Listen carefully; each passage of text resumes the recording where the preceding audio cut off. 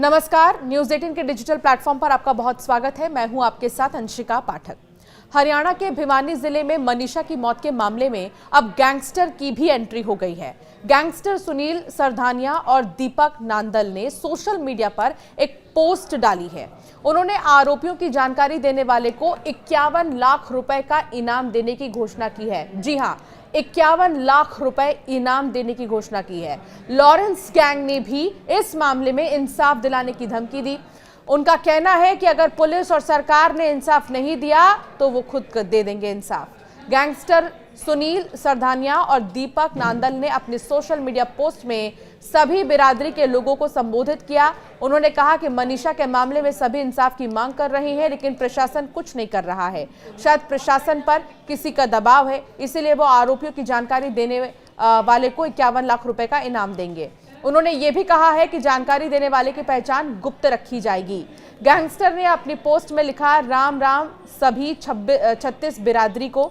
जो ये मनीषा बहन वाला केस हुआ है, इसमें हमने देखा कि सभी बिरादरी साथ में न्याय की मांग कर रहे हैं, लेकिन प्रशासन कुछ नहीं कर पाया या फिर किसी के दबाव में नहीं कर रहा है। उन्होंने आगे कहा कि हम आज अपनी तरफ से 51 लाख के इनाम की घोषणा करते हैं। जो भी आरोपी के बारे में बताएगा उसे इनाम दिया जाएगा और उसकी पहचान सेफ रखी जाएगी। इससे पहले लॉरेंस गैंग के गोल्डी ढिल्लों ने भी सोशल मीडिया पर धमकी दी थी। उन्होंने कहा था कि पुलिस और सरकार मनीषा को इंसाफ दे, नहीं तो वो इंसाफ दिलाएंगे। गोल्डी ढिल्लों ने अपने पोस्ट में लिखा था, पुलिस और सरकार मनीषा को इंसाफ दे, वरना हम उसे इंसाफ दिलाएंगे। भिवानी जिले में 13 अगस्त को खेतों में मृत पाई गई 19 साल की शिक्षिका मनीषा के मामले में हरियाणा सरकार ने सीबीआई को जांच सौंप दी है। बीते गुरुवार को हरियाणा के पुलिस महानिदेशक ने भी बताया था कि सीबीआई जल्द इस मामले की जांच शुरू करेगी।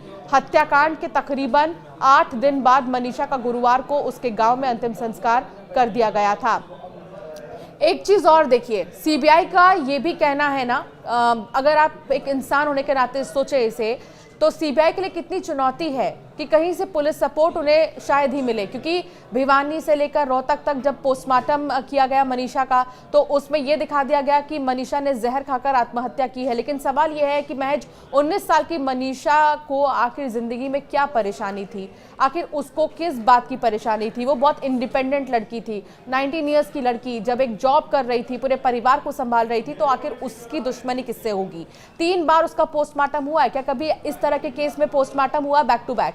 लेकिन मनीषा के मामले में 3 बार पोस्टमार्टम होने के पीछे का आप मतलब अगर समझ पा रहे हैं, तो इससे ज्यादा कुछ कहने की जरूरत नहीं है। क्योंकि सवाल यह है कि आखिर 2 बार के पोस्टमार्टम रिपोर्ट में सेटिस्फैक्शन क्यों नहीं हुआ? आखिर ऐसी क्या बात है जो सामने नहीं आ पा रही? 3 बार पोस्टमार्टम हुआ भिवानी रोहतक के बाद, अब बुधवार को दिल्ली के एम्स में उसका तीसरा पोस्टमार्टम किया गया, क्योंकि परिवार और ग्रामीणों ने पिछले पोस्टमार्टम पर संदेह व्यक्त किया।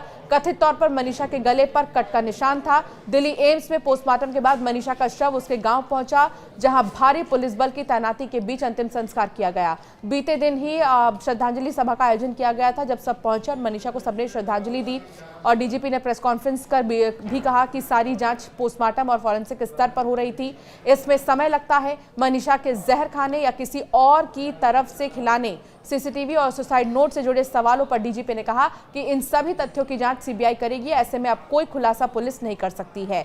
तो फिलहाल एक सवाल, एक पहेली बनकर मनीषा की मौत रह गई है कि यह हत्या है या आत्महत्या है। इस बीच लेकिन गैंगस्टर्स की एंट्री करना इस पूरे मामले में ये दिखाता है कि अब गैंगस्टर्स ने भी हरियाणा में जो है अपना वर्चस्व बढ़ाना शुरू कर दिया है, और उनका यही कहना है कि अगर इंसाफ प्रशासन की तरफ से नहीं मिल पा रहा मनीषा को, तो हम उसे इंसाफ दिलाएंगे। एक तरफ जहां गैंगस्टर का ये कहना है कि 51 लाख रुपए का इनाम है, जो भी जानकारी देगा उसे 51 लाख रुपए मिलेंगे, तो दूसरी तरफ लॉरेंस के बेहद करीबी गोल्डी का भी एक पोस्ट सामने आया था बीते दिनों, जिसमें उन्होंने कहा था कि हम इंसाफ दिला देंगे। हालांकि लगातार अब ये मामला जो है जांच के दायरे में है, जांच की जा रही है। अभी थोड़ा सा इंतजार और करना होगा, जब रिपोर्ट सामने आएंगे, जब सीसीटीवी फुटेजेस खंगाले जाएंगे और भी जांच आगे बढ़ेगी, तो ही इस मौत के पीछे की मिस्ट्री का खुलासा होगा।